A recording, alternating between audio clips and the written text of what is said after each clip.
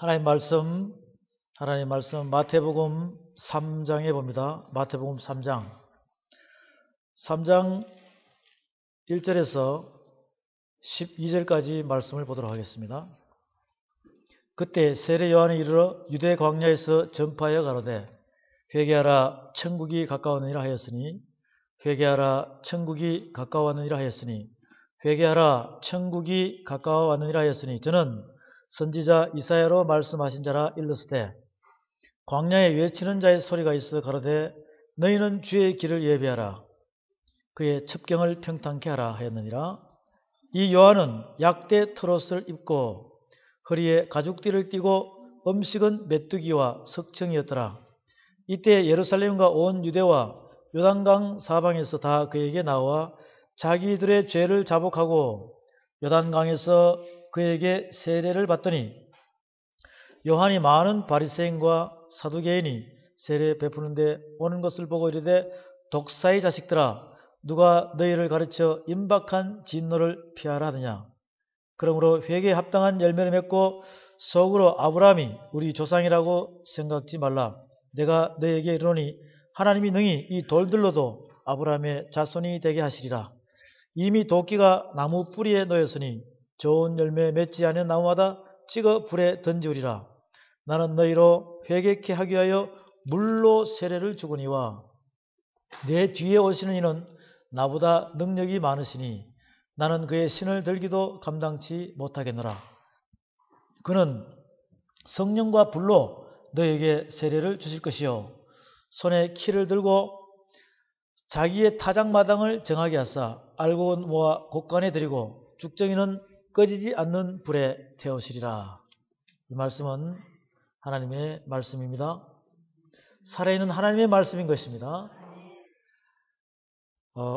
우리가 이 세례 요한에 대해서 말씀을 보다 보면 여러분들이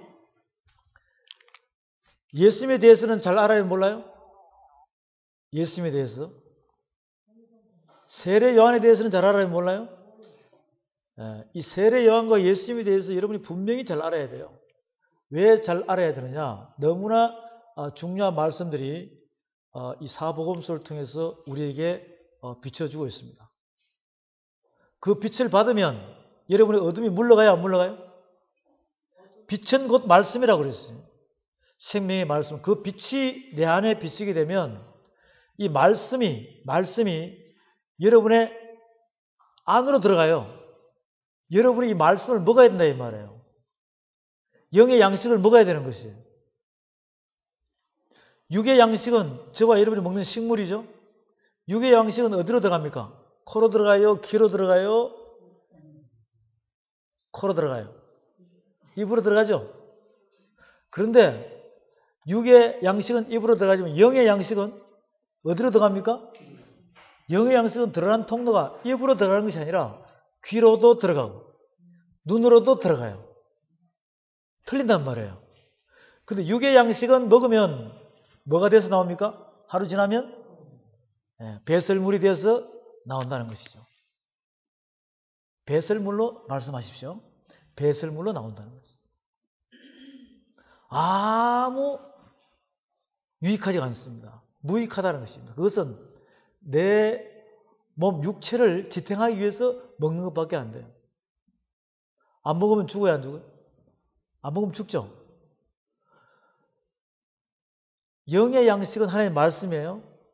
그런데 이것은 내 귀와 눈을 통해서 들어가게 되면 내 육의 신비에 하나님의 영으로 새겨진다는 것이죠. 그런데 속으로 들어가기만 하면 하나도 밖으로 나오지 않습니다. 하나도 배설물이 돼서 안 나와요.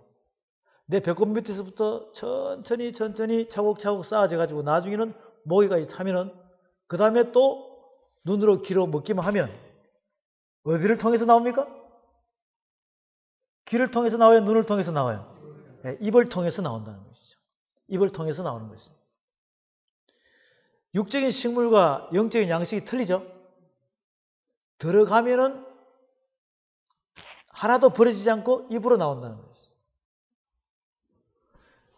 그래서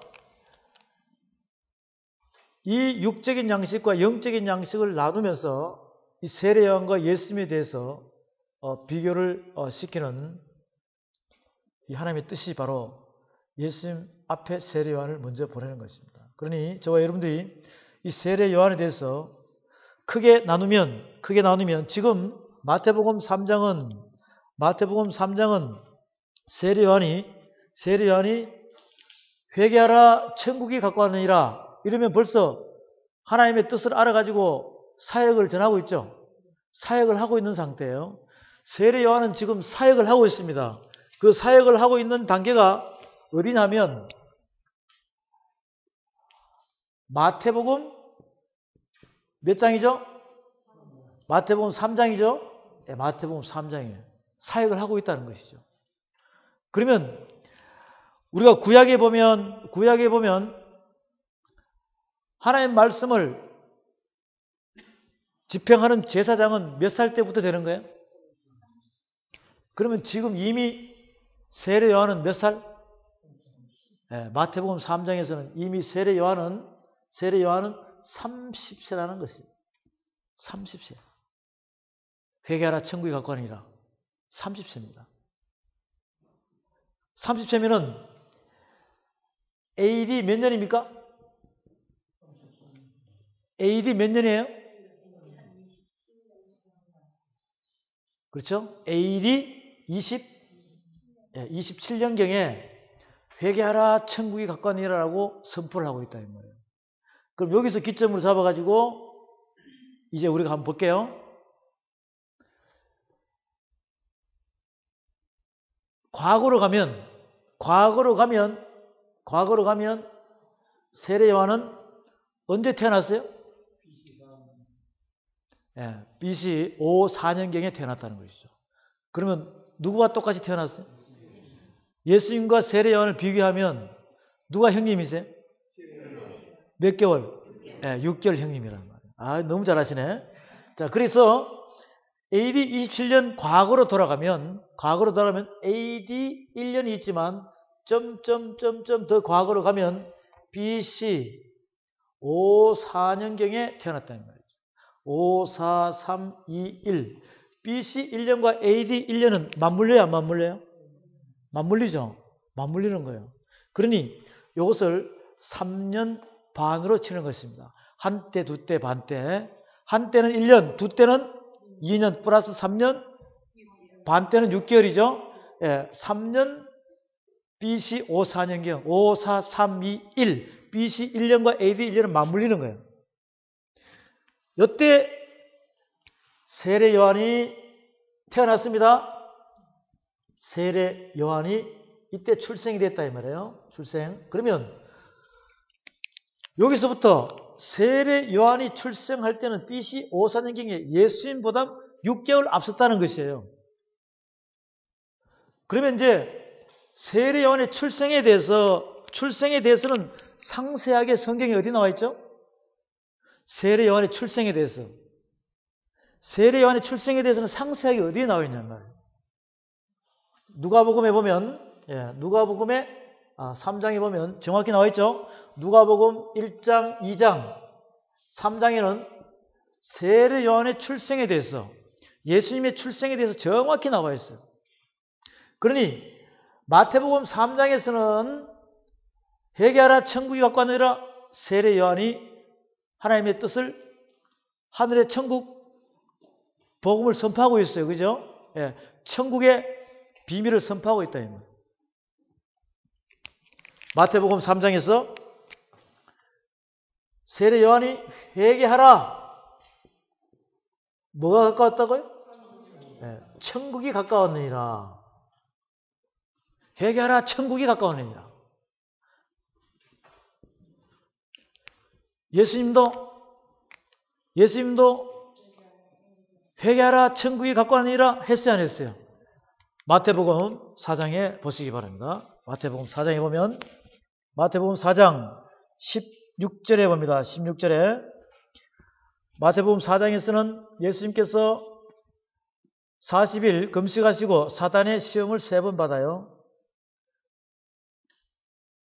3번 받고 마귀는 예수를 떠나고 천사들이 나와서 수종을 드는 상태에서 이제 복음을 전하기 시작하는데 4장 16절에 흑암에 앉은 백성이 큰 빛을 보았고 사망의 땅과 그늘에 앉은 자들에게 빛이 비쳤도다 하였느니라. 17절 시작. 이때부터 예수께서 비로소 전파하여 가라사 회개하라 천국이 가까웠느니라 하시더라. 세례 요한도 회개하라 천국이 가까웠느니라. 예수님도 회개하라 천국이 가까웠느니라. 베드로도 바울도 바로 저와 여러분들도 이 말씀을 듣는 모든 분들도 회개하라 회개하라 천국이 가까웠느니라 라고 선포할 수 있기를 바랍니다. 이렇게 해서 세례 요한도 회개하라 천국이 가까우니라. 예수님도 회개하라 천국이 가까우니라. 여기서 AD 27년경에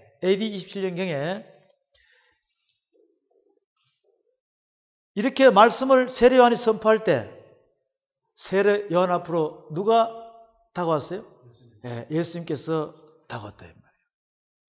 그런데 그때는 세례 요한의 영안이 열려가지고 그 예수님을 쳐다보면서 보라 세상 죄를 지고 가는 어린 양이로라 이렇게 이야기를 했다 이 말이에요. 그러나 내려 물세를 줬다는 것이죠. 세례 요한이 누구에게 물세를 줬다고요? 예수님께서도 30세에 세례 요한 앞으로 나온 거예요. 물세를 받았다는 것이죠. 세례 요한은 저와 여러분하고 똑같은 성정이 같은 사람 맞죠? 누구한테 안수를 한 거예요? 예수님은 누구셔요? 세례 요한은 하나님한테 안수를 했다 이 말이에요. 이거 놀라운 사실 아니에요? 놀라운 사실이죠? 이 성경을 그냥 보지 말고 자세히 여러분이 영안을 열어서 보란 말이에요. 영안을 열어서 보면 세례 요한이 하나님께 안수한 거예요. 물에서 올라오실 새 하늘문이 열리고 성령이 비둘기처럼 성령 세례까지 받아버려요. 물 세례와 성령 세례가 동시에 이루어졌죠. 물 세례와 성령 세례가 동시에 이루어졌습니다. 물 세례와 성령 세례가 동시에 이루어졌어요. 그러면 여러분들이 아브라함의 자손이라고 마음으로 생각하고 하나님의 자녀라고 생각하면 교회에 나오시면 예수님을 영접하는 순간에 똑같아져야 돼, 안 똑같아져야 돼?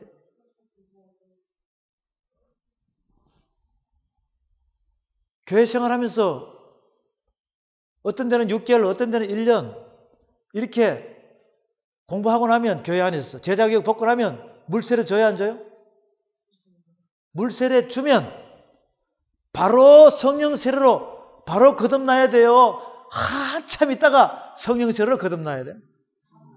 바로 거듭나지 않으면 한참 있다가 거듭나는 거예요. 언제가 될지 몰라. 지금 우리가 세례 요한과 예수님을 보면서 이것이 내가 물세례 받는 순간에 바로 성령 세례도 바로 받아버려야 된다는 말이에요. 우리가 누구를 닮아가야 됩니까? 예수님을 닮아가야 돼요. 닮아가려면 처음부터 닮아가야 돼. 물세례 받고 바로 무슨 세례? 그 물세례 안 받아도 성령 세례 받으면 돼요, 안 돼요? 예, 물세례 안 받아도 성령 세례 하나님께서 성령 세례 받아버리면 물세례 받을 필요가 없는 거예요. 성령 세례를 받아버리면 하나님께서 지명하고 택한 자로 여러분이 쓰임을 받는다는 것이에요. 지금 이 시대의 모든 믿음의 사람들은, 하나님의 백성들은, 사명자들은 물세례를 받았으면, 성령 세례를 거듭나지 않았으면 이 말씀을 깨달은 순간에 내 자신이 물세례를 받았다고 인정되면 그냥 하나님의 자녀라고 생각하지 말고 그걸로만 만족하지 말고 내 육이 죽어버린다. 내 육이 죽어버려요. 물세를 받았다는 것은 물에 들어가서 나와버렸기 때문에 물에 빠져서 죽었다는 거예요. 물에 빠져서 죽었다는 거예요. 물에 빠져서 죽었으면 내 육체가 죽었으면 있어요, 없어요? 뭐만 있어요? 영만 있다는 것이죠. 내 육이 죽으면 영은 하나님께서 살리신다고 약속을 했기 때문에 지금 이런 과정들을 우리가 오늘 이 말씀에서 찾아봐야 돼요. 지금 세례 요한은 이렇게 사역을 하면서 회개하라 천국이 가까웠느니라 라고 하면서 세례 요한 앞으로 오는 구약의 사람들에게 물세를 줘야 안 줘요? 요단강에서 물세를 막 주죠. 물세를 막 주는 거예요.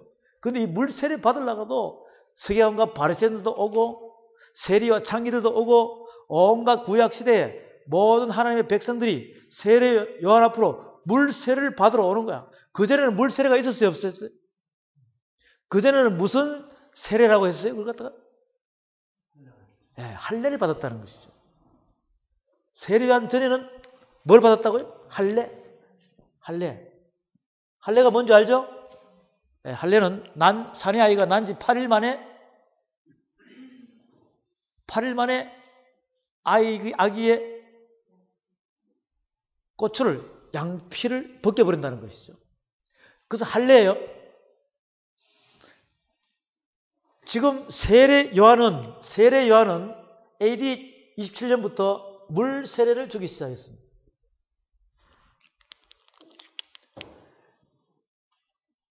예수님께서는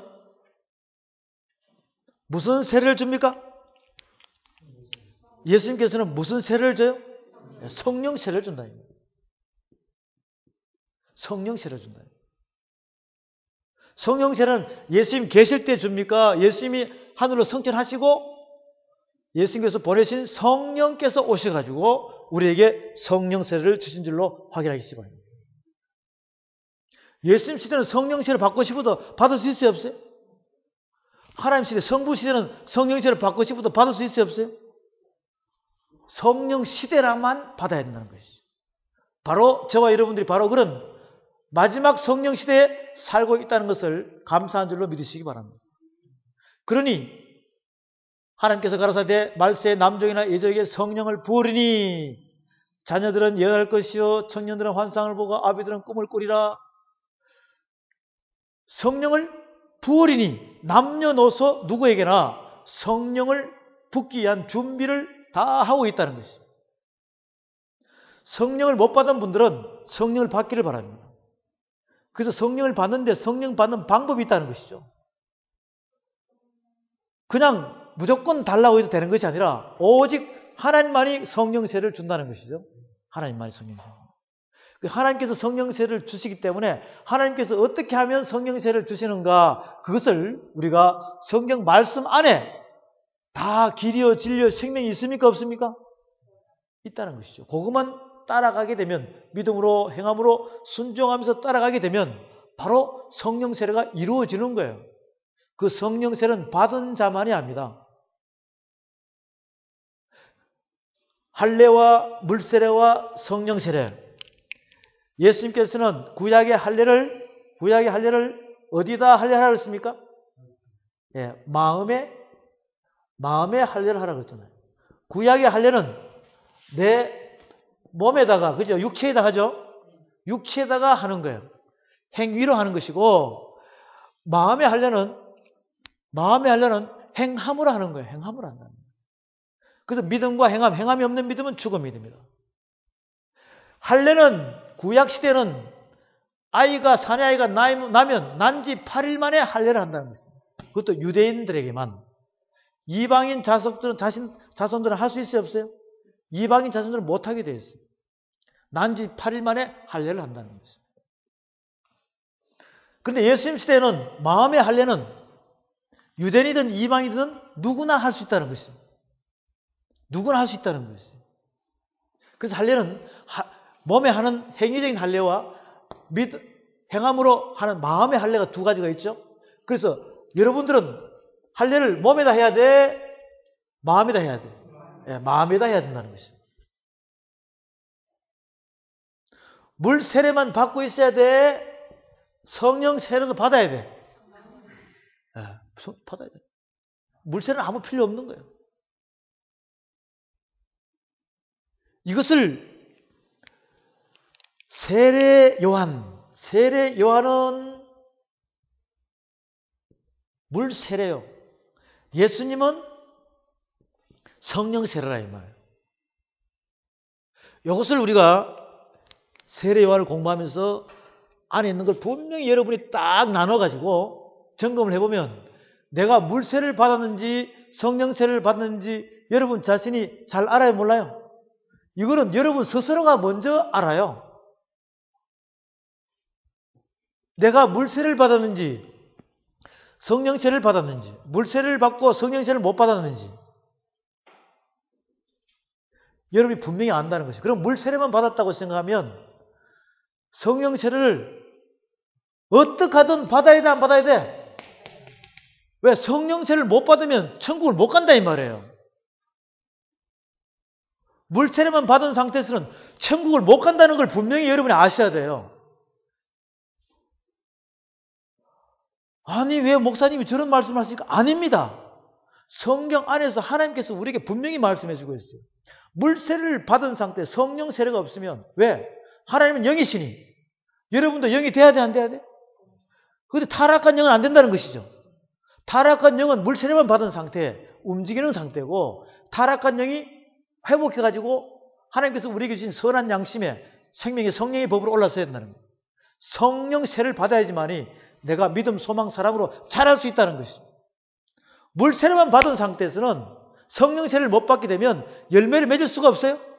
믿음, 소망, 사랑으로 갈 수가 없다 이 말이에요. 다 믿음의 씨가 있더라도 성령 세례를 받아야지만이 자라갈 수 있는 거예요. 그래서 천국은 세례 요한 때부터 침노하는 자의 것이라. 우리가 이런 말씀들을 물 세례와 성령 세례로 나누면서 이제 말씀을 자꾸 볼 것인데 누가복음 1장, 2장, 3장에서는 세례 요한이 출생합니다. 마태복음 3장에서는 회개하라 천국이 가까우니라 30세가 돼가지고 복음을 하나님의 말씀을 전하고 있습니다. 그죠? 말씀을 전하고 있어요. 말씀을 전하고 있는데 이 말씀을 전하는 상태에서 예수님이 물세례 받으시고 성령세례 받으시고 예수님이 거듭나셔가지고 예수님께서 마태복음 11장에서 세례 요한에게 뭐라고 이야기하느냐? 말씀을 보겠습니다. 마태복음 11장에서 세례 요한에게 마태복음 11장에서 세례 요한에게 11장 11절에 봅니다. 내가 진실로 너에게 말하노니 여자가 낳은 자 중에 세례 요한보다 큰 이가 일어남이 없도다. 그러나 천국에서는 극히 작은 자라도 저보다 크니라.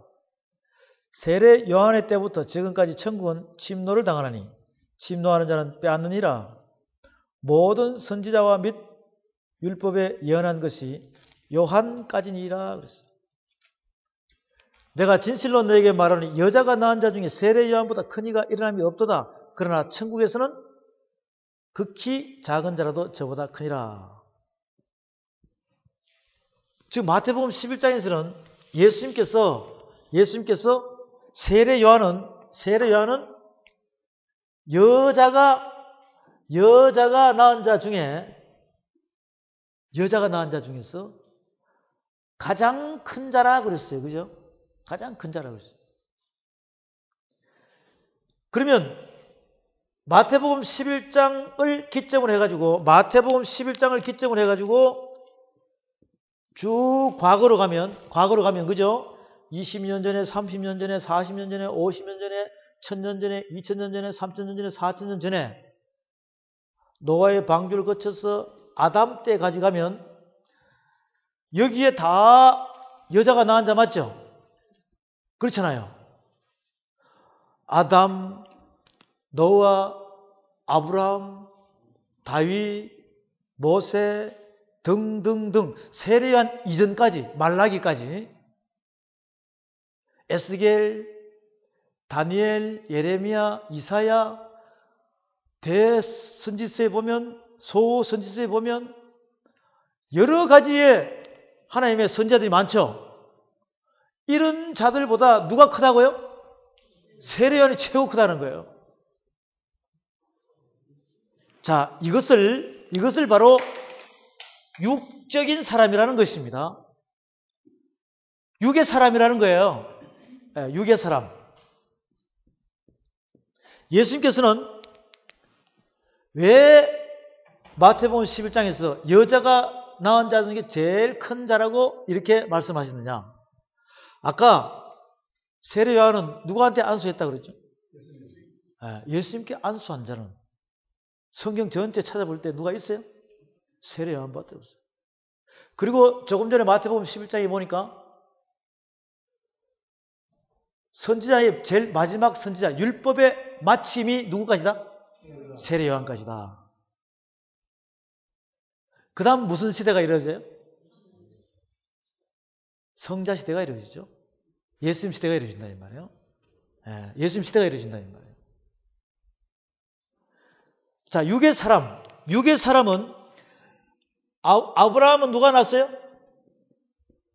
여자가 낳았죠. 아브라함 여자가 낳았어요. 그죠? 아브라함 여자가 낳았단 말이에요. 이삭은 남자가 낳았어요, 여자가 낳았어요? 여자가 낳았다. 저와 여러분은 여자가 다 낳았죠? 여자 속에서 남자 여자가 다 나오는 거예요. 근데 가만히 보면 이 아담 안에서 누가 나왔어요? 여자가 나왔다 이 말이죠. 아담은 남자예요, 여자예요? 남자에서 여자가 나온 거예요. 근데 나중에는 하와 여자 속에서 남자 여자가 계속 나오죠. 그렇잖아요? 계속 남자 여자가 계속 나오는 거예요. 그 후손들이. 여러분도 남자 몸에서 나오신 분 있어요? 요게 이제 영적으로 확 바뀌면 육적인 상태는 전부 다 여자 몸에서 나왔어요. 요게 육적인 상태로 확 바뀌면 여러분들은 누구한테서 나오게 되는 거예요? 예? 남자한테 나오는 것이지. 여러분 영적으로 확 바뀌면 누구한테 나와요? 여자 맞아요, 안 맞아요? 김관사님 여자 맞아요, 안 맞아요? 영적으로 바뀌면. 우리의 신랑은 예수님이 갈비뼈에서 나왔어요, 안 나왔어요? 남자에서 나와요.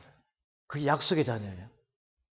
그리고 오늘은 이 말씀을 보면서 세례 요한은 여자의 후손 맞죠? 세례 요한도 육적인 여자의 후손이고, 예수님은 지금 저와 여러분들은 예수님은 영이시죠? 그렇잖아요. 예수님께 여러분이 나왔다면 여자의 후손이란 말이죠. 영의 여자의 후손. 세례 요한은 육의 여자의 후손. 세례 요한은 육의 여자의 후손이란 말이에요. 육의 여자의 후손은 육적인 사람은 셋째 하늘로 가요? 못 가요? 전부 다 이 땅에서만 있다. 그래서 여자가 낳은 중에 제일 큰 자는 세례 요한. 이것은 곧 예수님을 받아들이지 못한 자들이기 때문에 믿다가 죽으면 어디로 가 있어요? 음부에 가 있어? 낙원에 가 있어? 예? 음부에 가 있어? 낙원에 가 있어요? 낙원에 가 있죠. 낙원에 가 있죠. 믿다가 죽으면, 안 믿다가 죽으면, 그러니 믿다가 죽었기 때문에 세례 요한부터 아브라함부터 노아부터 전부 다 어디 가 있다고요? 낙원에 가 있다는 말이죠. 그럼 나중에 천년왕국이 오면 복음을 다시 받아들여야 안 받아들여야 돼? 예수님의 복음을 받아들여야지만이 길이요 진리요 생명이신 아버지께로 간다는 것이죠. 예수님을 따라서. 그것이 다 통일되어 가지고 있기 때문에 공의와 공평이 하나님이에요. 그게 천년왕국 때 다시 다 이루어져요. 그래서 여자가 낳은 자 중에 제일 큰 자라고 마태복음 11장에서 이야기를 하고 있습니다. 그 다음에 요 이후에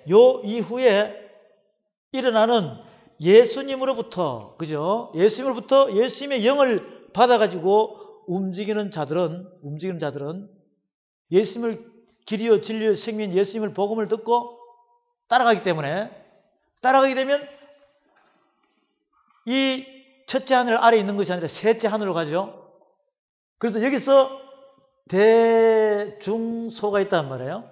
소 중에서도 어떤 자? 가장 적은 자. 가장 적은 자.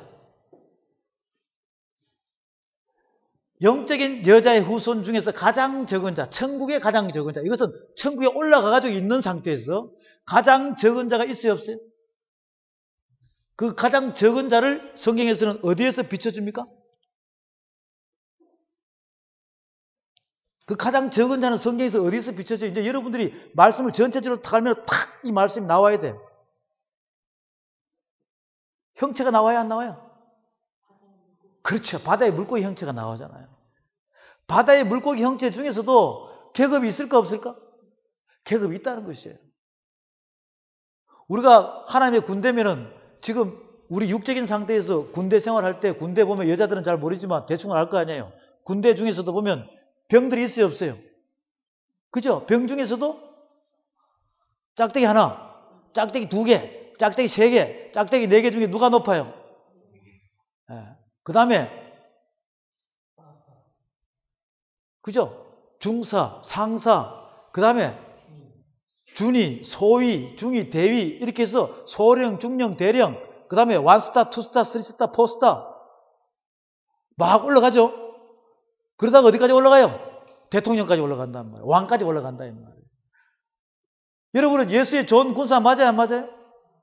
그래서 하나님의 나라의 영계의 법칙이 그렇게 되어 있단 말이에요. 영계 질서가 계급이 그렇게 되어 있어요. 그러니 그 바다의 물고기 형체 중에서 가장 작은 자하고 여자가 낳은 중에 제일 큰 자하고 누가 크다? 그죠? 천국이 가장 작은 자가 크다는 그걸 지금 마태복음 11장에서 이야기해 주고 있습니다. 다시 봅니다. 마태복음 11장 11절 다 같이 시작. 내가 진실로 너에게 말하니 여자가 낳은 자 중에 세례 요한보다 큰 이가 일어남이 없도다. 그러나 천국에서는 극히 작은 자라도 저보다 크니라. 그래 여러분들이 천국을 침노해야 되겠어 안 해야 되겠어요? 그래서 천국을 침노하는 것은 세례 요한 때부터라고 얘기했어요. 세례 요한 때부터 천국은 침노를 당하나니 침노하는 자는 빼앗느니라. 모든 선지자와 및 율법에 예언한 것이 요한까지니 요한까지라 그랬어요. 그래서 세례 요한은 구약의 마지막 선지자라 그랬죠. 구약의 마지막 선지자. 말라기가 있지만 마태복음으로 넘어와가지고 세례 요한이 등장하기 때문에 BC 544년기에 세례 요한이 등장하는 거예요. 그래서 세례 요한은 구약의 마지막 선지자예요. 율법의 마지막이 되는 것이죠. 율법의 완성이 아닙니다. 율법의 완성은 예수님께서 시키시는 것이고 13절 모든 선지자와 및 율법에 예언하는 것이 요한까지라. 예수님 시대는 율법이 아니라 믿음의 복음이에요. 복음. 그 다음 예수님께서 끝나시고 사도행전이 들어가면 성령께서 오시면 그때는 생명의 성령의 법이라 이 말이에요. 아시겠죠? 그러니 율법의 마지막 끝이라 그랬어요. 율법, 육의 사람, 율법, 세례와는 율법의 마지막. 예수님은 믿음의 법. 성령께서는 성령의 법. 이렇게 크게 나눌 수가 있는 거예요. 그래서 이게 성부, 성자, 성령이에요. 자, 이런 단계에서 여러분들이 육적인 여자의 후손과 영적인 여자의 후손을 여러분들이 또 알아봐야 되겠죠? 자, 그래서 알아보기 전에 지금 마태복음 11장에서는 예수님께서 여자가 낳은 자 중에 제일 큰 자라고 세례 요한한테 얘기했어요. 누가복음 1장, 2장, 3년 출생에 대해서. 이제 자라가지고 마태복음 3장에서는 회개하라 천국이 갖고 왔느니라. 이제 마태복음 11장에서는 여자가 낳은 자 중에 제일 큰 자라고 그랬어요. 이때는 이미 세례 요한이 어디 갇히냐면 옥에 갇혀요. 옥에 갇힌다 이 말이에요. 옥에 갇혀 있어요.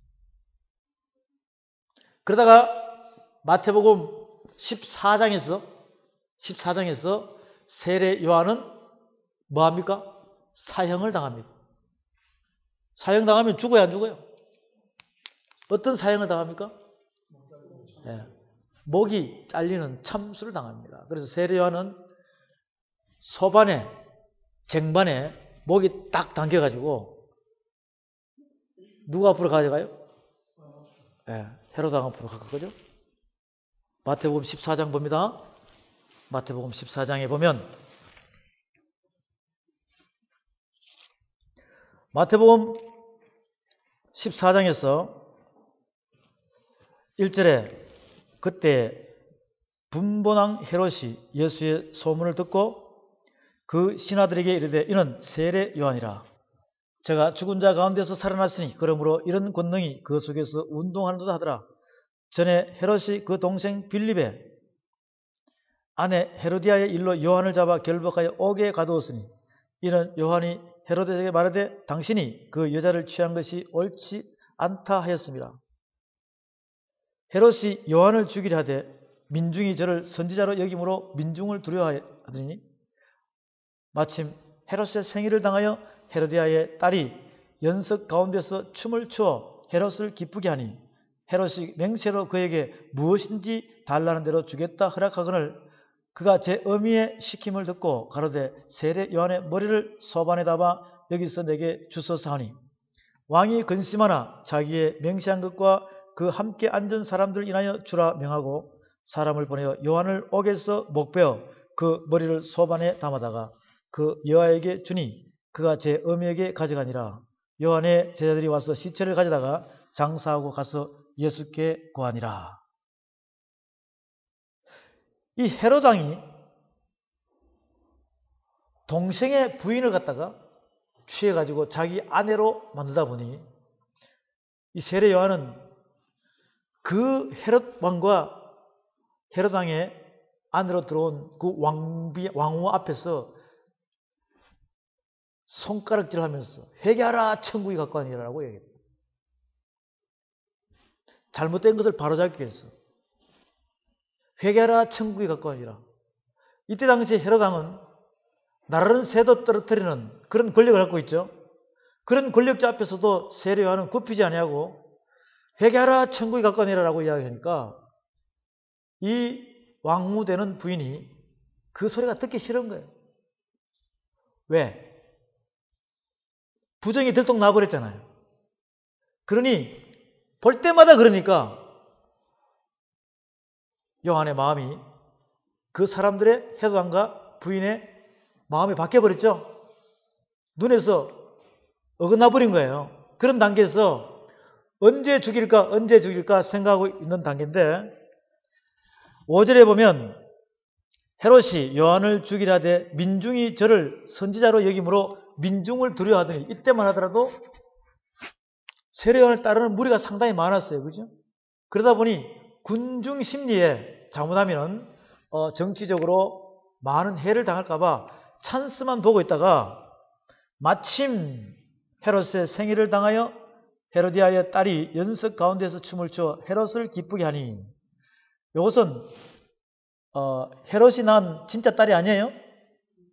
데리고 온 부인의 딸입니다.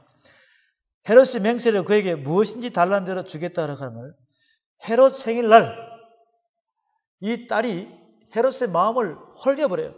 뭘로? 춤으로. 춤을 잘 추는 그런 딸이었어요. 헤롯이 맹세로 그에게 무엇인지 달라는 대로 주겠다 허락하거늘 그가 제 어미의 시킴을 듣고 가로되 세례 요한의 머리를 소반에 담아 여기서 내게 주소서 하니 왕이 근심하나 자기의 맹세한 것과 그 함께 앉은 사람들 인하여 주라 명하고 사람을 보내어 요한을 옥에서 목베어 그 머리를 소반에 담아다가 그 이에게 주니 그가 제 어미에게 가져가니라. 이렇게 해서 세례 요한은 목베임을 당하고 일생을 끝내는 장면들이 나옵니다. 그 다음에 마가복음 6장에 봅니다. 마가복음 6장에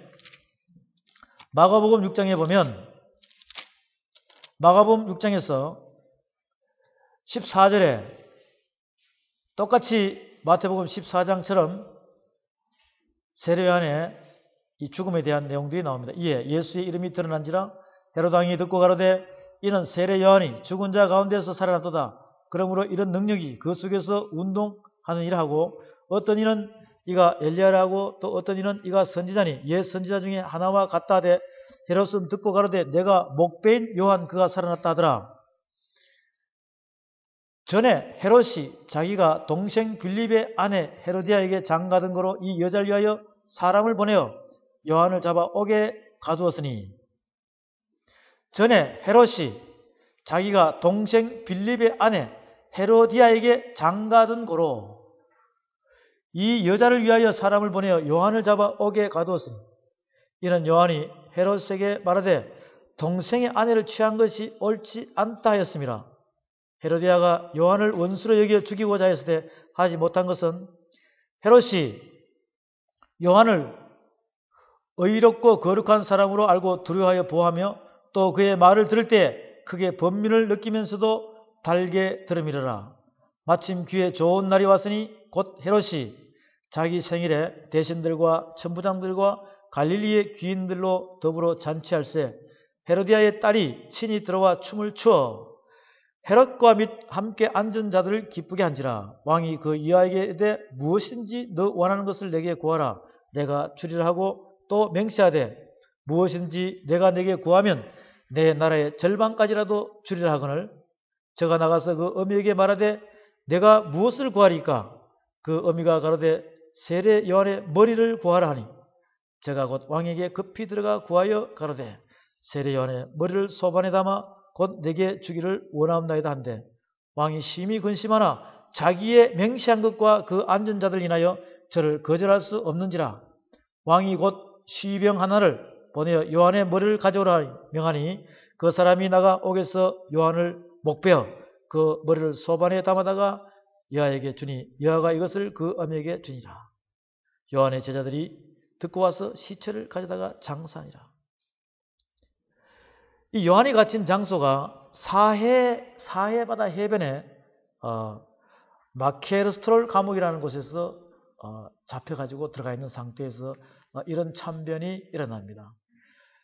헤롯 왕이 딸에게 한번 약속한 것은 옆에 대신들이 다 봤기 때문에 어떻게 근심하면서도 물을 수가 없죠.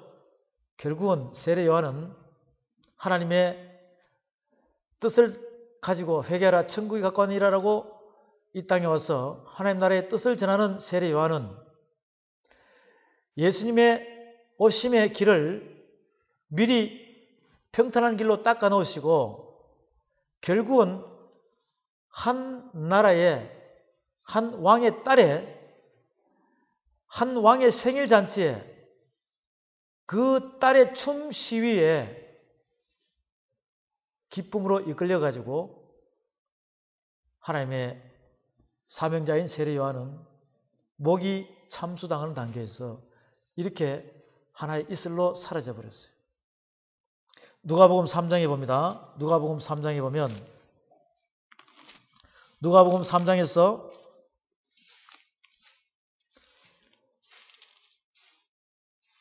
3장 18절의 말씀을 보겠습니다.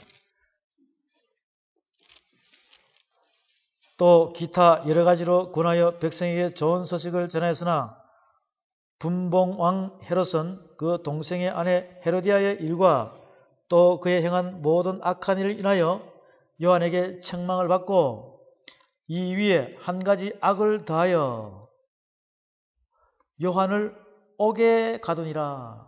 옥에 가두니라. 누가복음 3장에서 요한이 한 가지 악을 더하여 한마디로 이야기하면 죄를 덮어 씌워버렸죠. 예, 그렇게 해서 옥에 가둬 놓고 결국 마태복음 14장에서는 형장의 이슬로 목이 소반에 담긴 채 사라져버린 그런 불운을 맞게 되는 것입니다. 조금 전에 우리가 마태복음 14장에서는 세례 요한의 죽음을 봤죠. 마태복음 14장에서는 세례 요한이 옥에 갇혀가지고 죽음을 봤어요. 마가복음 6장에서도 우리는 세례 요한의 죽음을 봤습니다. 이렇게 해서 세례 요한은 마태복음 14장에서 사형의 참수를 당합니다.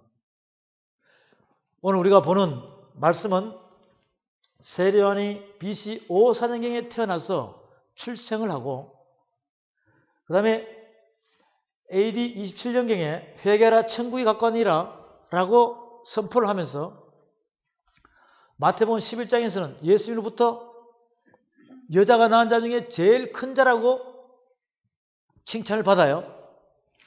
근데 거기서 우리는 발견할 것이 천국은 세례 요한 때부터 침노한 자의 것이다. 천국에 큰 자와 작은 자가 있지만 가장 작은 자하고 여자가 낳은 자 중에 제일 큰 자하고 비교를 할 때 여자가 낳은 자 중에 제일 큰 자는 천국의 가장 작은 자보다도 작다라는 것입니다. 그러면서 천국은 세례 요한 때부터 침노하는 자의 것이라 라는 말씀을 우리에게 해주고 있습니다. 마태복음 14장에서는 사형을 당하는 장면들이 나옵니다. 이것이 세례 요한의 전부예요. 그래서 세례 요한이 AD 29년경에 세례 요한은 형장의 이슬로 사라지고 예수님은 AD 30년경에 십자가의 해를 받으시잖아요. 그렇죠? 이 세례 요한과 예수님의 관계는 세례 요한이 6개월 앞서 났어요. 그런데 세례 요한은 육적인 아버지 사가라 있죠? 아버지 제사장 사가라의 육적인 정자에 씨로 났고 예수님은 성령에 씨로 났다는 것이죠. 저와 여러분은 육적인 아버지의 정자에 씨로 났어요? 성령에 씨로 났어요?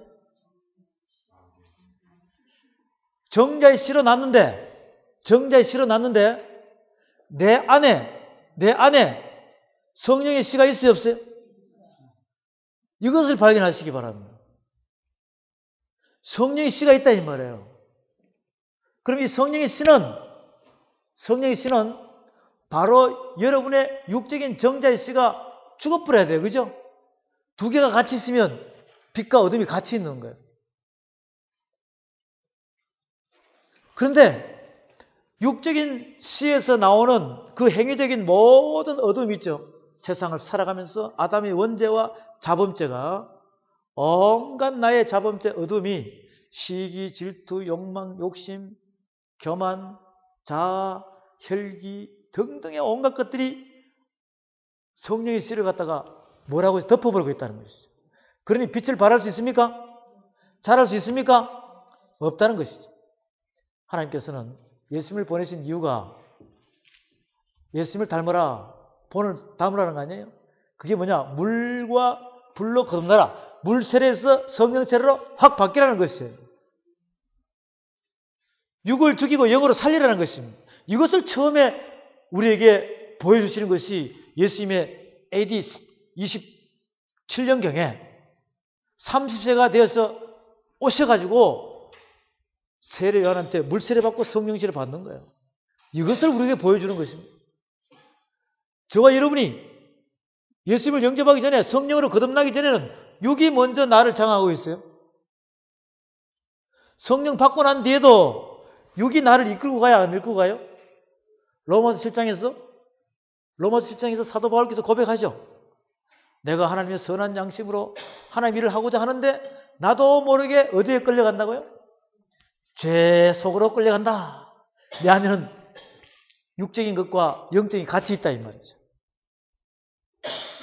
오늘 이 시간 여러분 안에 육적인 영적인 부분을 발견하시기 바랍니다. 그러면 육적인 걸 없애야 돼? 영적인 걸 없애야 돼? 뭘로 없애야 됩니까? 말씀으로. 저 성경책 써 있는 저 살아있는 말씀으로. 살아있는 말씀이 들어가면, 빛이 들어가면 내 육적인 어둠은 물러가요? 이것을 지금 우리에게 가르쳐 주기 위해서 이 세례 요한에 대해서 우리가 이 말씀을 알아야 된다. 첫 번째, 내 안에는 빛과 어둠이 어떻게 해서 없어지는가? 로마서 6장에서 봅니다. 로마서 6장에서 보면 로마서 6장에서는 물 세례가 무엇인지를 분명히 우리에게 말씀을 해주고 있습니다. 6장 1절에 그런즉 우리가 무슨 말하리요? 은혜를 더하게 하려고 죄에 거하겠느냐? 그럴 수 없느니라. 죄에 대하여 죽은 우리가 어찌 그 가운데 더 살리요? 무릇 그리스도 예수와 합하여 세례를 받은 우리는 그의 죽으심과 합하여 세례 받은 줄을 알지 못하느냐?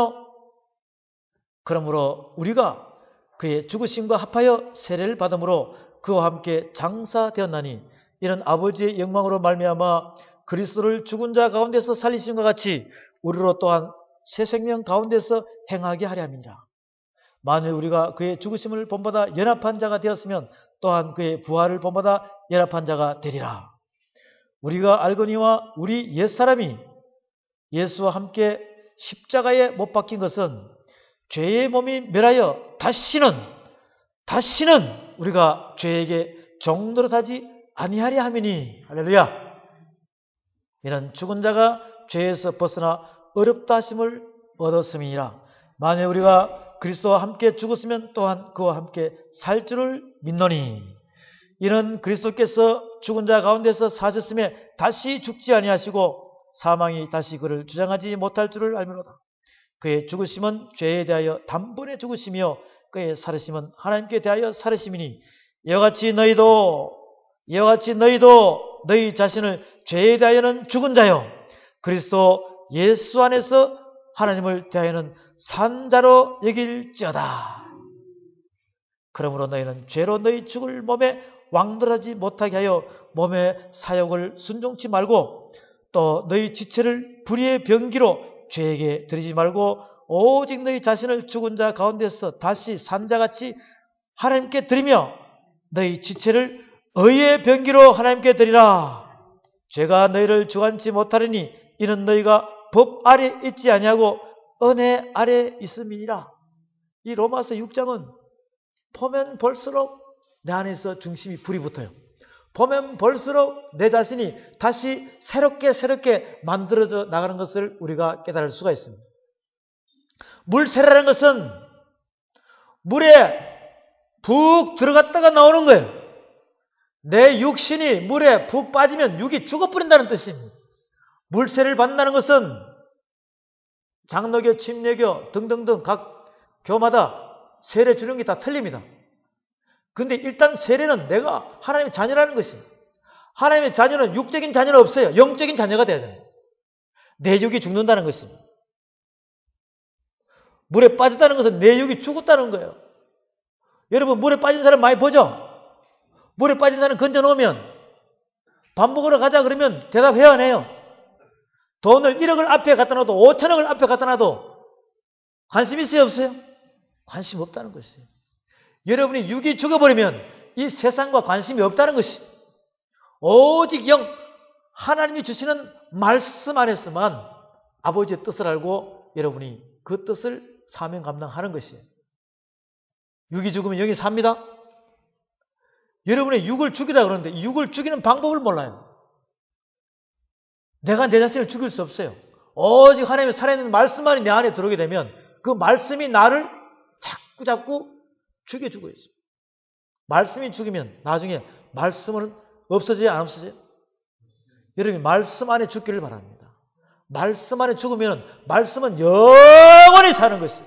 말씀은 영생이요, 말씀은 생명이요, 말씀은 영인 것이에요. 이 로마서 6장을 여러분 보시고 간절히 소망합니다. 여러분 모두가 말씀으로 육은 죽이고 영으로 살아나시기 바랍니다. 그래야지만이 천국의 큰 자가 되든 중간에 되든 적은 자가 되든 가장 적은 자가 되든 된다 이 말이에요. 육을 못 죽이면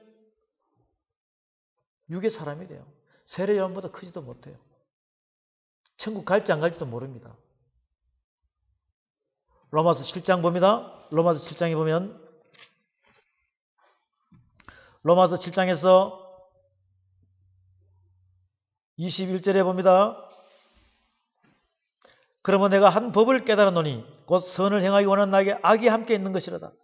내 속사람으로는 하나님의 법을 즐거워하되 내 지체 속에서 한 다른 법이 내 마음의 법과 싸워 내 지체 속에 있는 죄의 법 아래로 나를 사로잡아 오는 것을 보는도다. 오라 나는 공고한 사람이로다. 이 사망의 몸에서 누가 나를 건져내랴. 13절에 그런즉 선한 것이 내게 사망이 되었느냐? 그럴 수 없느니라. 오직 죄가 죄로 드러나기 위하여 선한 그것으로 말미암아 나를 죽게 만들었으니 이런 계명으로 말미암아 죄로 심히 죄되게 하렵니다. 우리가 율법은 신령한 줄 알거니와 나는 육신에 속하여 죄 아래 팔렸도다. 나의 행하는 것을 내가 알지 못하노니 곧 원하는 이것을 행하지 아니하고 도리어 미워하는 것을 함이라. 만일 내가 원치 않은 것을 하면 내가 이로 율법에 선한 것을 시인하노니 이제는 이것을 행하는 자가 내가 아니요 내 속에 거하는 죄니라. 내 속 곧 내 육신에 선한 것이 거하지 아니한 줄 아노니 원함은 내게 있으나 선을 행하는 것은 없노라. 내가 원하는 바는 선은 하지 아니하고 도리어 원치 않은 바 악을 행하는도다. 만일 내가 원치 않은 것을 하면 이를 행하는 자가 내가 아니요 내 속에 거하는 죄니라. 여러분의 육신 안에는 여러분이 아무리 하나님 자녀지만 내가 선한 것을 하고 싶어 하더라도 내 속에 있는 사단이 준 그 죄악 때문에 그것이 나를 자꾸 죄 속으로 끌고 가는 거예요. 이것을 여러분 이기시기 바랍니다. 이것을 여러분이 살아있는 하나님의 말씀으로 이기셔야 돼요. 이것은 곧 여러분이 성령세를 받고 성령 안에서 여러분이 거듭나고 난 다음에 성령 안에서 거듭나야지만이 성령께서 우리를 보호하고 계시는 거예요. 성령 안에 거듭나지 않으면 성령세를 받고 나서 거듭나지 않으면 육적인 상태에서 물세만 있으면 결국 사단이 다 잡아먹혀버려요. 왜? 성령이 왜 보호하심을 받지 못한다는 것입니다. 성령 안에 거듭나야지만이 성령께서 탄식하며 우리를 보호하고 계신다는 것이죠. 이 사단이 주는 사망의 권세는 인간의 육신의 힘으로는 이길 수가 없어요. 이 세상을 이길 수 있는 이김은 바로 믿음이라고 얘기했습니다. 믿음의 씨, 성령의 씨가 여러분 안에 살아나야 되는 것이죠.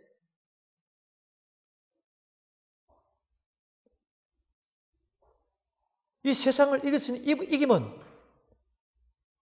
이 세상을 이겨먹을 수 있는 이김은 어떤 유명한 사람이 아니라, 어떤 유명한 장군이 아니라 요한일서 5장에 보면 이 세상을 이길 수 있는 이김, 세상을 이겨먹을 수 있는 것은 어떠한 능력 있는 사람, 어떠한 유명한 사람이 아니라는 거예요. 그것은 바로 하나님께서 값없이 준 믿음의 선물, 믿음의 씨. 하나님께서 우리에게 값없이 준 선물, 하나님의 선물, 믿음의 씨, 바로 그 믿음인 줄로 확신하시기 바랍니다. 세상을 이길 수 있는 이김은 믿음이라는 것이죠. 그 믿음이 행함으로 같이 있어야 된다는 것이죠. 곧 그것은 물세례와 성령세례가 같이 물과 불로 거듭나야 된다는 것이죠. 그래야지만이 성령세례를 받은 사람만이 하나님의 자녀로 인정해 주기 때문에 성령께서 보호하고 계신단 말이에요. 이 세상을 이길 수 있게끔 더 이상 세상이 여러분을 잡아가지 못하게끔 사단이 잡아가지 못하게끔 성령께서 보호하고 있다는 것이에요. 그렇지 않으면요 전부 다 나락으로 떨어져 버려요.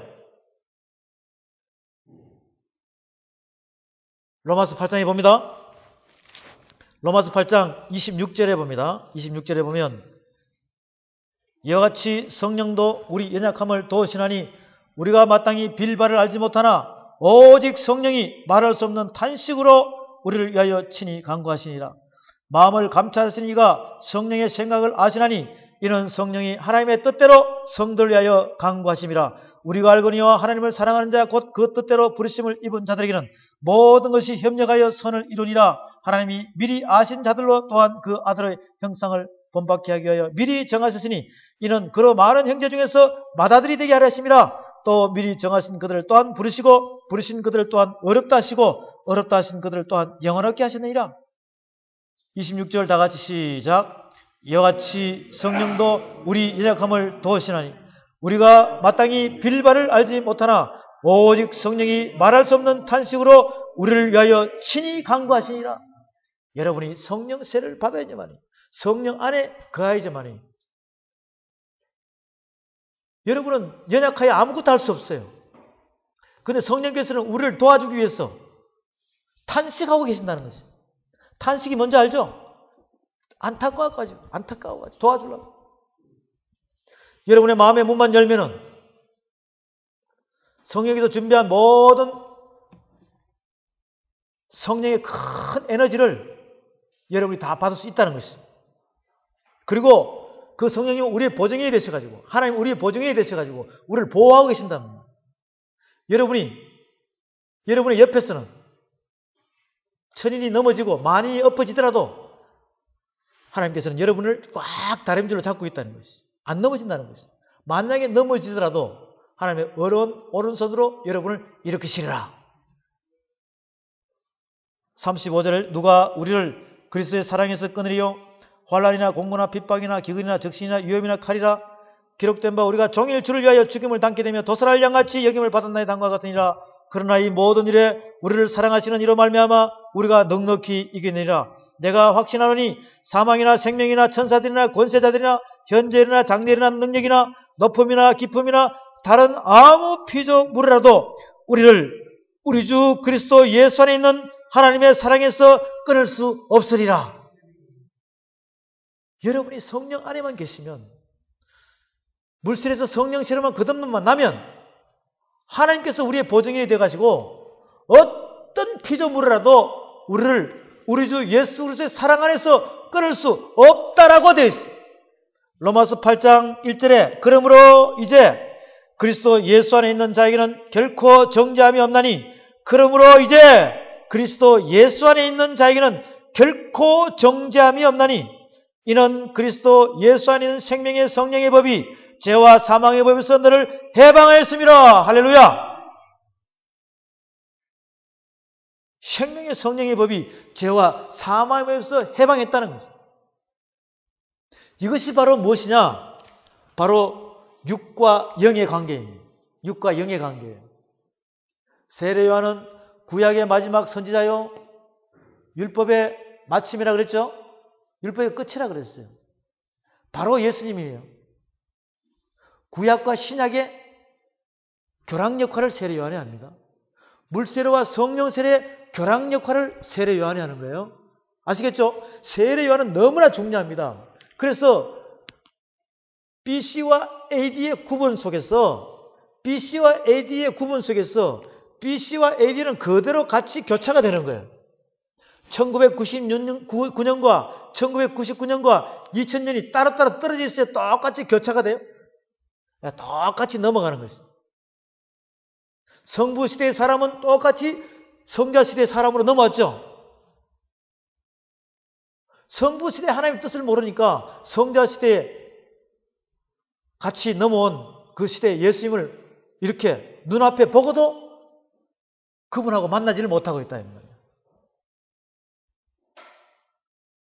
그러면 성령 시대 지금은 그분이 우리 앞에 계세요, 안 계세요? 계시죠? 근데 그분이 탄식하면서 우리 안에 들어오기를 원합니다. 여러분의 육의 신비 안에 들어오기를 원하신다 이 말이에요. 그런데 여러분이 문만 살짝 열어주면, 마음의 문만 열어주면 들어와요, 안 들어와요? 그런데 왜 닫고 있냐고.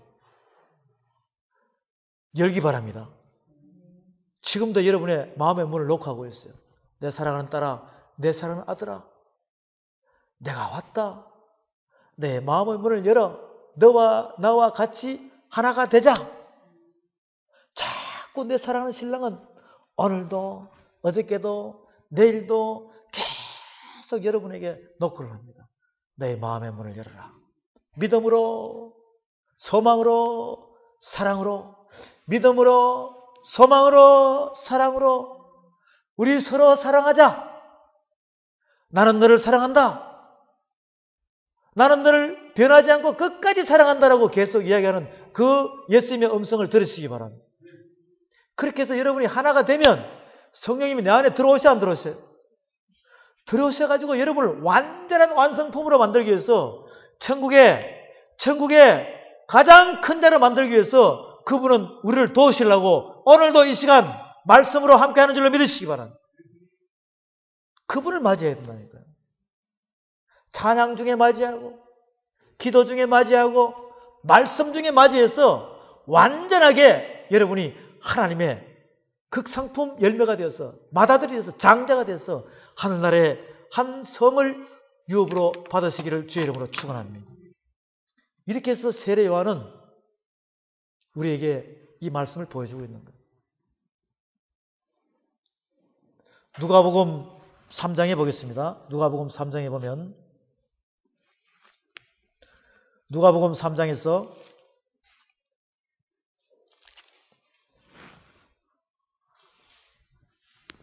3장 23절에 예수께서 가르치심을 시작할 때 30세쯤 되시니라. 사람들이 아는 대로는 요셉의 아들이니 요셉의 이상은 헬리오. 예수께서 가르치심을 시작할 때는 몇 살이에요? 30세. 세례 요한도 그쯤에 회개하라 천국이 가까우니라라고 썼어요. 그죠? 그런데 그 전부터 세례 요한은 아버지 엄마, 아버지 사가랴와 엘리사벳 이 두 부부 안에서 엄마 아빠에 태어나가지고 세례 요한은 어릴 때부터 광야로 나갔다고 되어 있어요. 성경에서는. 어릴 때부터 나가서 하나님과 독대해서 하나님의 말씀으로 양육받아가지고 메뚜기와 석청을 먹으면서 약대 털옷을 입고 광야에서, 도시에서가 아니에요. 광야에서. 그러면서 하나님의 계획 속에 움직이는 장면을 우리가 볼 수 있습니다. 세례 요한은 예수님이 이 땅에 오시는 것을 미리 평탄한 길로 만들어 놓는 것입니다. 우리가 보면 왕이 만약에 대통령이 어디 시찰을 하면 만약에 서울시청에 대통령께서 서울시청에 아니면 부산시청에 탁 왕이 도달하면 대통령이 차에서 내리면 밑에다가 뭘 깔아요?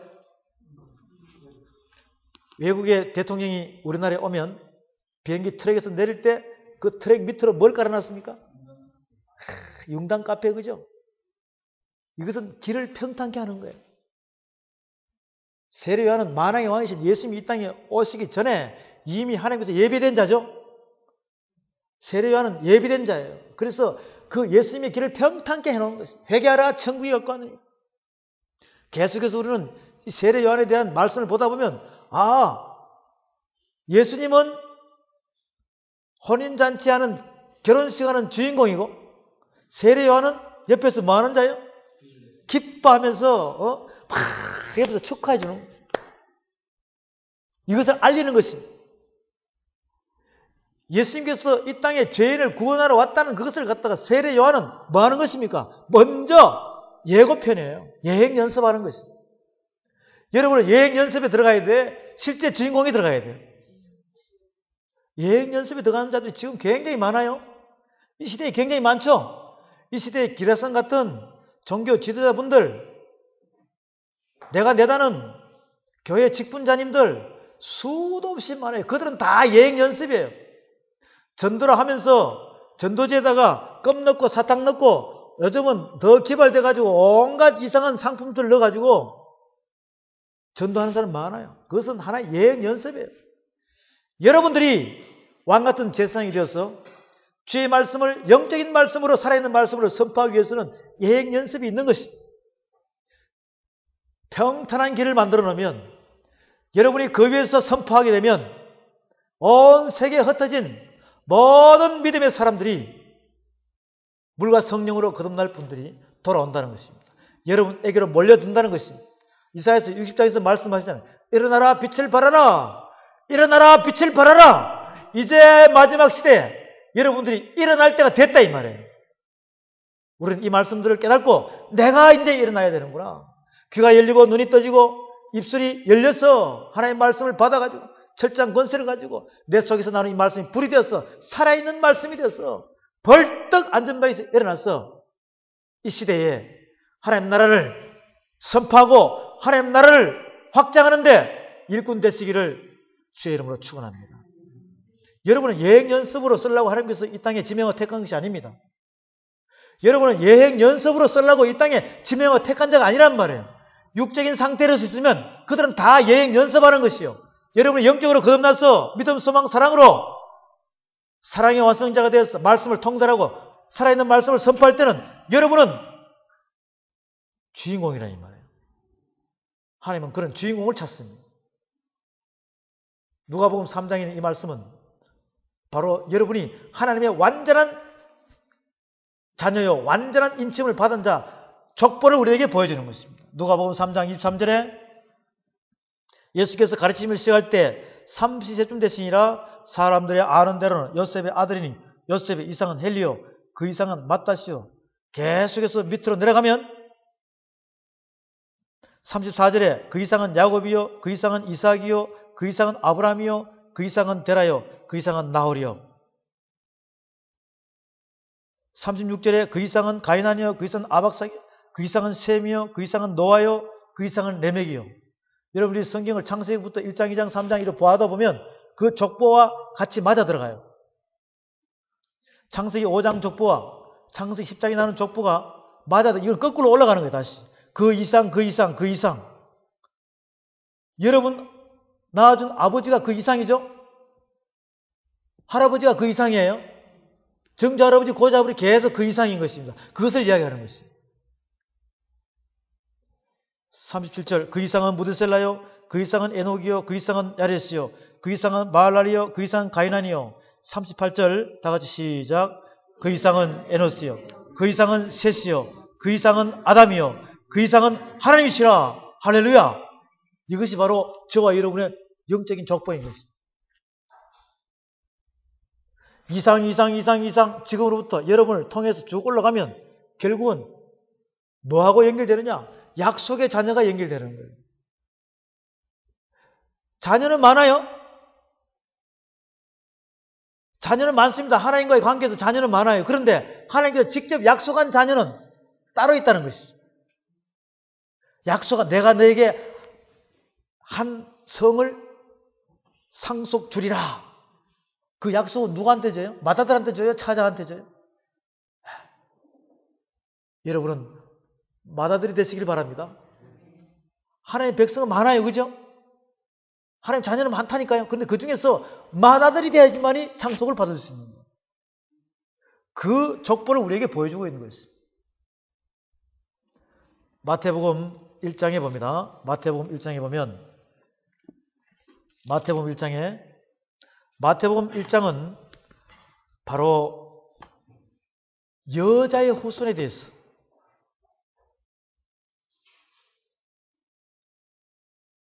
육적인 여자의 후손이 아니라 영적인 여자의 후손에 대해서 우리에게 비춰주고 있습니다. 1장 1절부터 봅니다. 아브라함과 다윗의 자손 예수 그리스도의 세계라. 아브라함이 이삭을 낳고 이삭은 야곱을 낳고 야곱은 유다와 그 형제를 낳고 유다는 다말에게서 베레스와 셀을 낳고 베레스는 헤스론을 낳고 헤스론은 라함을 낳고 라함은 아미나답을 낳고 아미나답은 나손을 낳고 나손은 살몬을 낳고 이렇게 해서 1장 2절부터 15절까지는 아브라함이 누구를 낳았다고요? 이삭을 낳았다는 것이죠. 이삭은 야곱을 낳았다. 남자가 남자를 낳았다는 것이죠. 남자가 남자를 낳았다는 것이죠. 이것은 아브라함의 씨로 누구를 낳았어요? 이삭을 낳고 이삭의 씨로 야곱을 낳고 즉 남자의 정자의 씨로 낳고 이것을 보여주는 것이죠. 이것은 전부 다 무슨 자녀라고? 육의 자녀라는 것이죠. 근데 16절에 보면 16절 다 같이 시작. 야곱은 마리아의 남편 요셉을 낳았으니 마리아에게서 그리스도라 칭하는 예수가 났으니라. 이것은 마리아의 몸에서 누가 났다고요? 마리아의 몸에서 예수가 났다는 거예요. 이게 여자, 즉 성령으로 잉태해서 여자의 배를 빌리고 났다는 것이죠. 이 말씀을 구절을 여러분 잘 보시라는 말이에요. 이것은 계속 아브라함은 이삭을 낳고 이삭은 야곱을 낳고 야곱은 요셉을 낳고 계속 남자의 씨 나오죠? 나오는데 16절에 보면 야곱은 마리아의 남편이 야곱이죠? 마리아의 남편 요셉이죠? 야곱은 마리아의 남편 요셉을 낳았다는 것이죠. 그래서 요셉을 낳았으니 남자로 가면 요셉은 또 누구를 낳았다고요? 요셉은 시몬을 넣든지 요한을 넣든지 야곱을 넣든지 이렇게 가야 돼요. 그죠? 요셉을 낳았으니 마리아에게서 누가 낳았다고요? 네, 그리스도라. 마리아에게서 그리스도가 낳았다는 거죠. 마리아 여자죠? 요셉의 정자에 실어놨습니까? 성령이 실어놨어요? 성령. 이것을 우리에게 확 보여주기 위해서, 여자의 후손 아시겠죠? 육적인 여자의 후손과 영적인 여자의 후손이 여기서 확 바뀝니다. 결국 이것은 또 영적으로 올라가면 뱀의 후손과 여자의 후손으로 이제는 영적 전쟁으로 들어가게 되는 것이에요. 창세기 3장에 봅니다. 창세기 3장에 보면 창세기 3장 15절에 보면 창세기 3장 15절 다 같이 시작. 내가 너로 여자와 원수가 되게 하고 너의 후손도 여자의 후손과 원수가 되게 하라니 여자의 후손은 내 머리를 상하게 할 것이요 너는 그의 발꿈치를 상하게 할 것이니라 하시고, 이 여자의 후손과 뱀의 후손이 나오죠. 여자의 후손과 뱀의 후손, 사단의 후손이란 말이에요. 여자의 후손은 예수 그리스도의 후손이고 뱀의 후손은 사단의 후손이에요. 또다시 육적인 여자의 후손 중에서 또다시 나눠지죠. 또다시 나눠지지 안 나눠져요? 음부로 가는 자와 낙원으로 가는 자가 나눠진다는 것이죠. 육적인 후손 중에서. 이해가 되십니까? 이해가 되세요? 여자가 낳은 자 중에서도 사단의 후손과 음부로 가는 자와 낙원으로 가는 자가 있다는 거예요. 여자의 후손은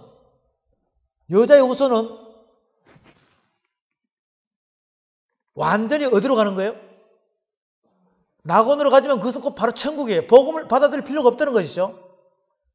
낙원에 가 있는 아브라함, 이삭, 야곱, 세례 요한까지는 예수님의 복음을 받아야 될 딸이고 믿고 죽은 자 중에서 이걸 나눌 수 있어야 돼요.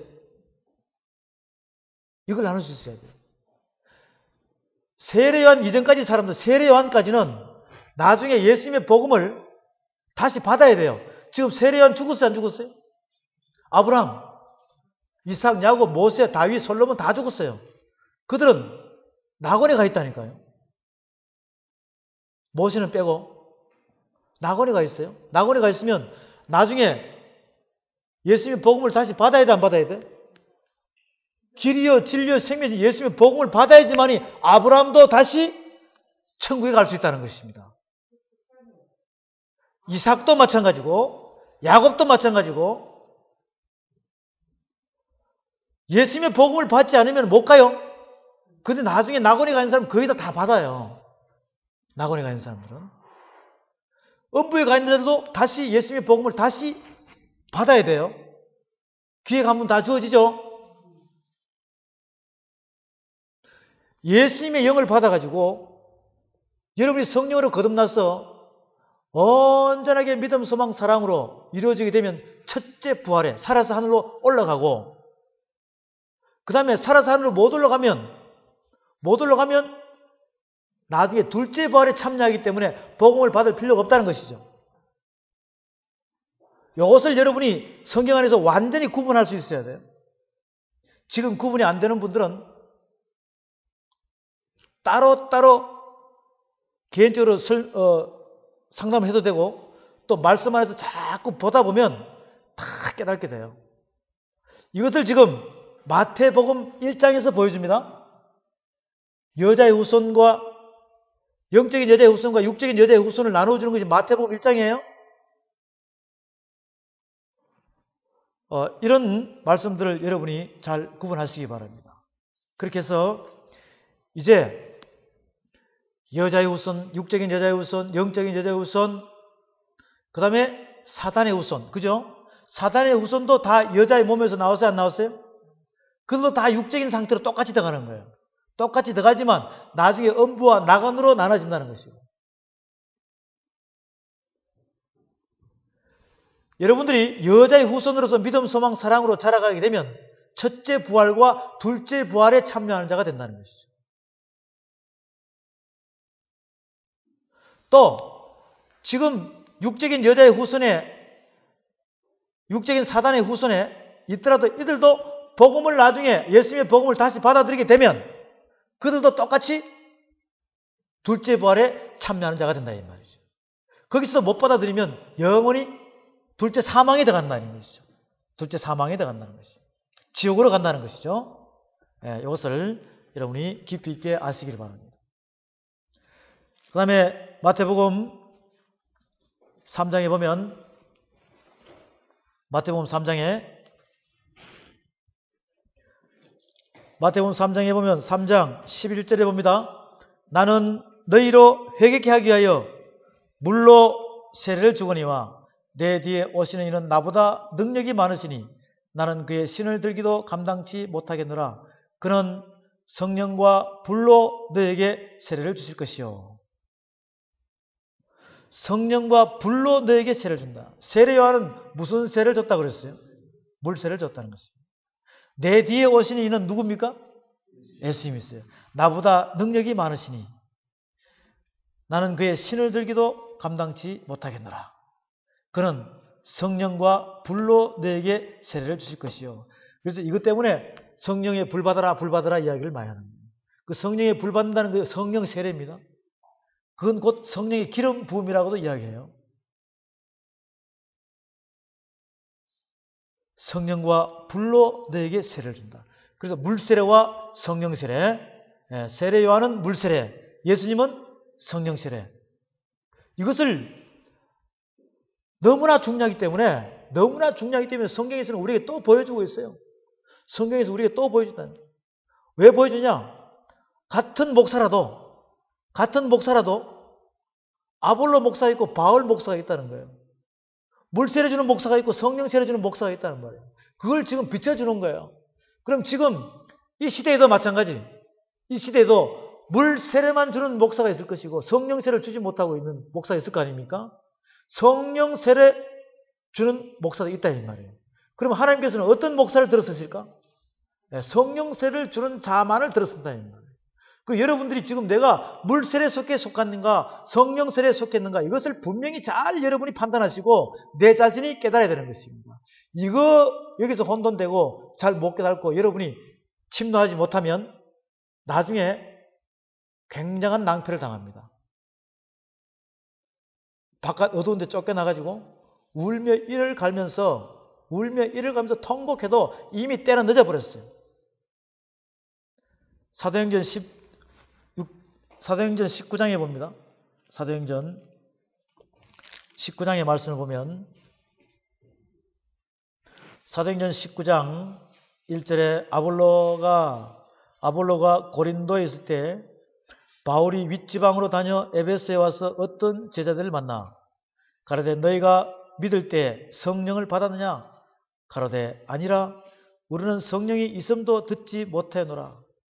지금 사도행전 19장 같으면은 이미 마가의 다락방에서 사도행전 1장에서 2장에서 성령님께서 역사하시는 성령이 오셨죠. 바로 성령 시대 초대교회 때 이야기하는 거예요.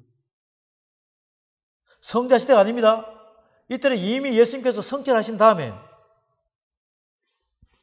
19장 1절에 아볼로가 고린도에 있을 때 이 아볼로는 어떤 인물인가?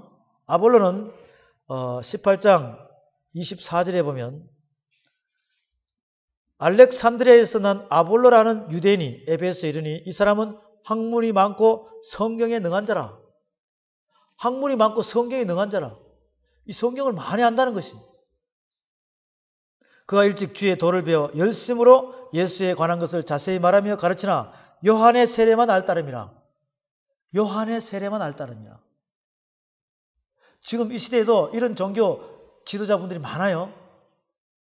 그가 회당에서 담대히 말하기를 시작하거늘 막 가르친다는 것이. 그런데 들어본 브리스길라와 아굴라가 평신도가 듣고 데려다가 하나님의 도를 더 자세히 풀어 이르더라. 성령의 말씀을 깨달은 평신도가 아볼로 목사한테 권면하는 거예요. 요한의 세례도 있지만 성령 세례도 있다는 것입니다. 그래서 이 아볼로는 그걸 받아들였어요. 19장 1절에 아볼로가 고린도에 있을 때 바울이 윗잡아 다녀 에베소에 와서 어떤 제자들을 만나 가로되 너희가 믿을 때 성령을 받았느냐? 가로되 아니라 우리는 성령이 있음도 듣지 못하였노라. 아볼로가 말씀을 전할 때는 하나님의 뜻을 전할 때는 그 가르침을 받은 자들은 세례 요한의 물 세례까지만 안다는 것이죠. 성령 세례는 들어보지도 못했다 이거예요. 바로 지금 이 시대에도 굉장히 많습니다. 바울이 가르되 그러면 너희가 무슨 세례를 받았느냐 대답하되 요한의 세례로다. 바울이 가르되 요한이 회개의 세례를 베풀며 백성에게 말하되 내 뒤에 오시는 이를 믿으라 하였으니 이는 곧 예수라 하거늘 저희가 듣고 주 예수 이름으로 세례를 받으니 바울이 그들에게 안수하며 성령이 그들에게 임하심으로 방언다고 예언다니 모두 12사람쯤 되니라. 오늘 이 말씀을 듣는 여러분들도 주 예수를 믿으라. 그리하면 너와 내 집이 구원을 얻으리라. 이 믿음이 여러분 안에 가득히 충만히 차야만이 바로 성령께서 역사하시는 것입니다. 이것을 우리는 세례 요한을 통해서 예수님을 통해서 분명히 구분하고 우리가 받아들일 수 있어야 돼요. 물세례와 성령세례 여러분 잘 구분하세요? 그래서 마태복음 3장에서 세례 요한은 우리에게 회개하라 천국이 가까우니라라고 막 선포를 하기 시작해요. 다시 이 말씀 봅니다. 그때 세례 요한이 이르러 유대 광야에서 전파해 가로되 회개하라 천국이 가까우니라 하였으니 저는 선지자 이사야로 말씀하신 자라 일렀으되 광야에 외치는 자의 소리가 있어 가로되 너희는 주의 길을 예배하라 그의 첩경을 편탄케 하라 했니라. 이 요한은 약대 털옷을 입고 허리에 가죽띠를 띠고 음식은 메뚜기와 석청이었더라. 이때 예루살렘과 온 유대와 요단강 사방에서 다 그에게 나와 자기들의 죄를 자복하고 요단강에서 그에게 세례를 받더니 요한이 많은 바리새인과 사두개인이 세례를 베푸는데 오는 것을 보고 이르되 독사의 자식들아 누가 너희를 가르쳐 임박한 진노를 피하라 하더냐. 그러므로 회개에 합당한 열매를 맺고 속으로 아브라함이 우리 조상이라고 생각지 말라. 내가 너에게 이르노니 하나님이 능히 이 돌들로도 아브라함의 자손이 되게 하시리라. 이미 도끼가 나무뿔에 놓였으니 좋은 열매 맺지 아니한 나무마다 찍어 불에 던지리라. 이미 도끼가 어디 놓였다고요? 나무뿔에 놓였다. 나무. 이제 들고 찍기만 하면 되는 것이죠. 그러면 오래 걸려요? 금방 끝나요? 심판의 날이 그만큼 가까웠다는 것이죠. 여러분 이 말씀 듣고 좀 찔리지 않습니까? 도끼에 찍혀야 되겠어요? 안 찍혀야 되겠어요? 천사들이 들고 도끼에 찍히면 여러분은 그냥 상상하지 못하겠죠? 그러니 이 말씀을 우리가 보면 이 말씀을 보면 내가 하나님의 자녀라고 마음으로 생각하고 잊지 말라는 거예요. 이 마음으로 생각하는 것을 믿음으로만 그냥 받고 있다는 것입니다. 세례 요한이 말씀하셨어요. 옆에 있는 돌들로도 아브라함의 자손을 만들 수 있다는 것입니다. 이것은 바로 성령의 능력인 것입니다.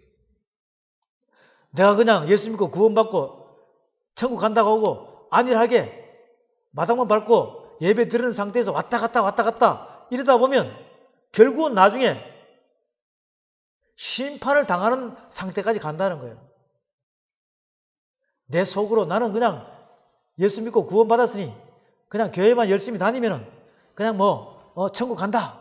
이렇게만 생각하고 있지 말라는 거예요.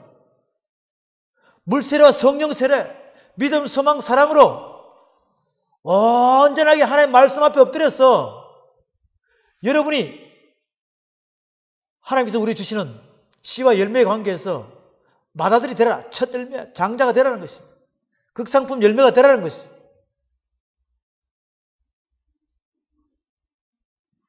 (7절에) 봅니다.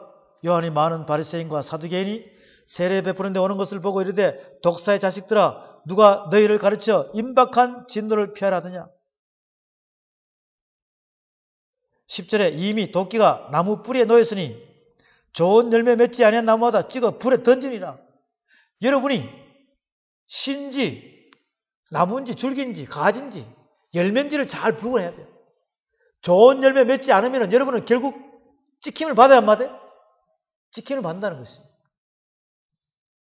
믿음만 있으면 믿음의 씨밖에 안 돼요. 그러니 물세례 받았다고 하나님의 자녀가 아니라 물세례 받았으면 여러분의 육이 죽어야 돼, 안 죽어야 돼요? 물세례 받은 김집사님, 이집사님은,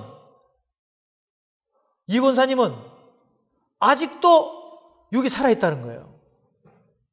그러면 성령세례 받을 수 있을까요, 없을까요?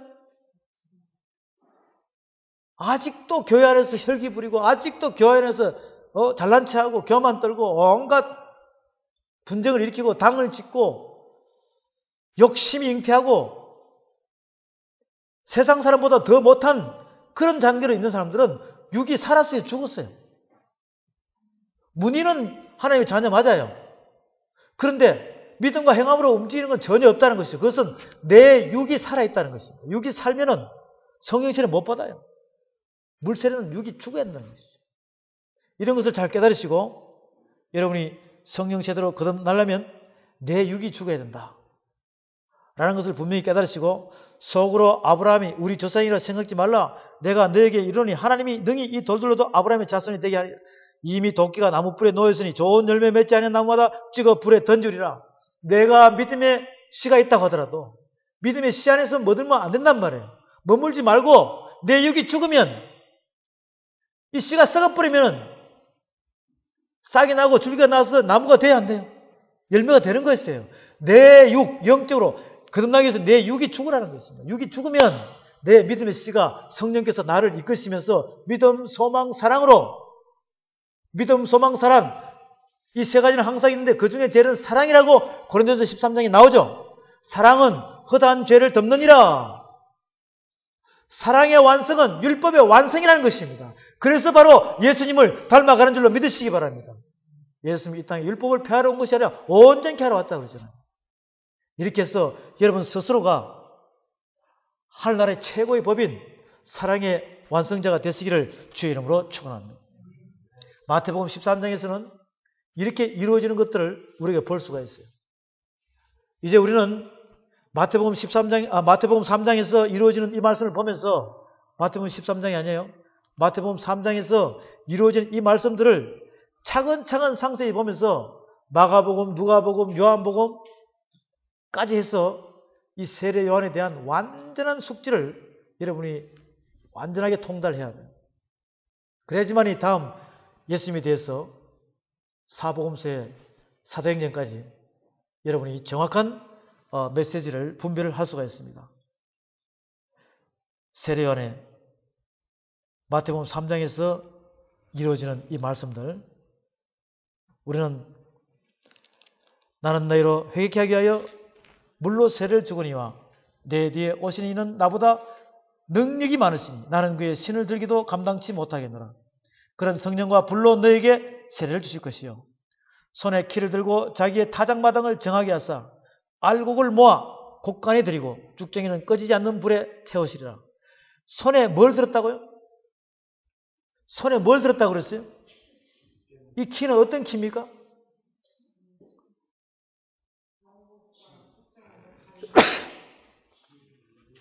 농사 짓다 보면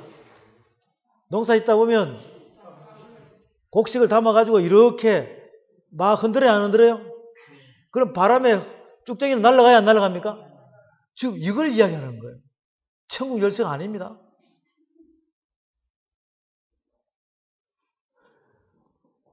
하나님께서 천사를 통해 가지고 여러분들을 전부 다 어디에 올려놔요? 이 채 위에 올려놓죠. 그래가지고 지금 이 시기가 무슨 시기입니까? 지금 이 성령 시대 마지막 시기가 뭔 시기예요? 이 빛과 어둠으로 알곡과 가라져 나누는 시기예요. 예수님께서는 마태복음 13장에 보면은 이 땅에 씨를 뿌리러 왔죠. 씨를 뿌리러 왔어요. 말씀을 뿌리러 왔다 이 말이에요. 뿌렸는데 여러분 받았어요? 안 받았어요? 받았는데 씨를 딱 심겨놓고 나니까 그 다음날 되니까 원수가 와가지고 뭘 심어버렸어요? 가라지를 심었다. 그러면 지금 심는 시기예요? 열매 시기예요? 그러면 가라지와 알곡은 같이 다 자라죠? 같이 자라 안 자라요? 나중에 추수할 때 만져보면 알죠? 알곡은 어디 들어가고 곡간에 들어가고 가라지는 모아가지고 불에 태워버린단 말이에요. 지금 여러분이 채 올려가지고 이렇게 지금 흔들고 있을 때 바람이 와가지고 쭉정이에 여러분이 날아가 버리면 불에 타는 것이고 알곡이 되면 싹 모아가지고 어디 들입니까? 곡간에 들인다 이 말이에요. 지금 그 시기라 이 말이에요. 그것을 보여주는 거예요. 마태복음 3장 12절 다 같이 시작. 손에 키를 들고 자기의 타작마당을 정하게 하사 알곡은 모아 곡간에 들이고 쭉정이는 꺼지지 않는 불에 태우시리라. 사랑하는 사명자 여러분, 주의 백성 여러분, 이 말씀을 듣는 모든 하나님의 사람들, 여러분은 이 마지막 시대에 알곡과 가라지 중에서 물세례에서 성령 세례를 거듭나서 알곡이 되시기를 주의 이름으로 축원합니다.